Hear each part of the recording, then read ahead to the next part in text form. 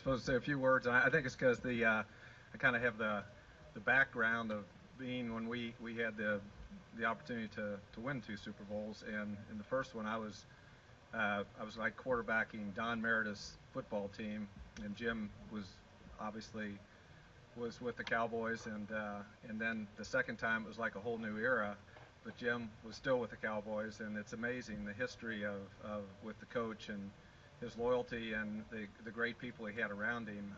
Jim Myers is one of them. Jim sometimes wasn't crazy about me, and sometimes I wasn't too crazy about him. My rookie year, and actually I played in the college all-star game with Ralph and Bob Hayes and Lance Allworth was there. I mean Lance Rensel actually, who then came with the Cowboys, and then Malcolm Walker, and maybe I'm forgetting somebody.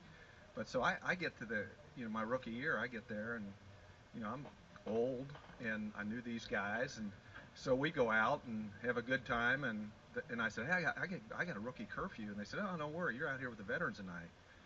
So I said, okay. So I get back, Jim is coming down the hall, and hey, you're fined, you're late. And I said, hey, Coach, the veterans said I could go out. I don't care what the veteran said, you're fined.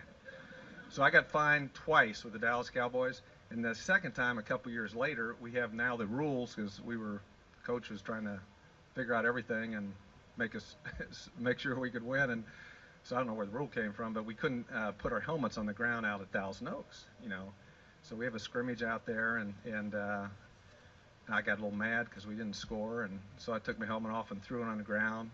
It bounced up, it went down twice, it hit the ground again. Jim comes up, you're fined twice, your helmet hit the ground twice. And so I had 2 fines with the Dallas Cowboys, and they're both from you. The good part of Jim really was Coach gave him responsibility for the offense, and of course he loved his linemen, and so did I, because we had a great line, and they're here, and I know I saw Ralph and Graf and Fitz, and there's some other other linemen, but Ralph was actually Staubach. Step up in the pocket. When I got trapped back there, it was never the line's fault. It was I didn't step up in the pocket, and then Jim would say that too. Step up in the pocket, you idiot.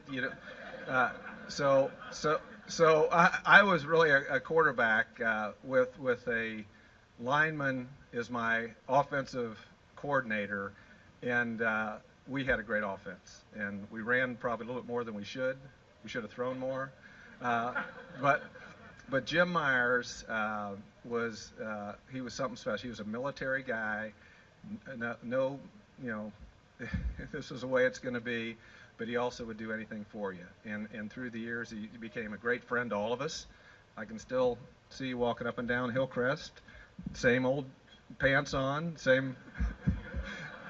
He hasn't, time flies, but Jim hasn't changed. And I actually, on the time flies, because we're older, and our grandson just turned 8 the other day, Joe, and I said, hey Joe, what birthday is this?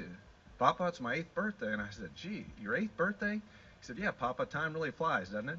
Well, old people are supposed to say that, but time does fly. And it just seems like yesterday that I had the privilege to be part of the Cowboys, and there's some older players here that were part of Jim's life, and we all became part of Jim's life, and Jim became part of our life. And it's and Bob Ward's just one great guy, and to think of this and put this together is fantastic, Coach, because you deserve it, and we love you. And I'm sorry that you fined me, but I still love you.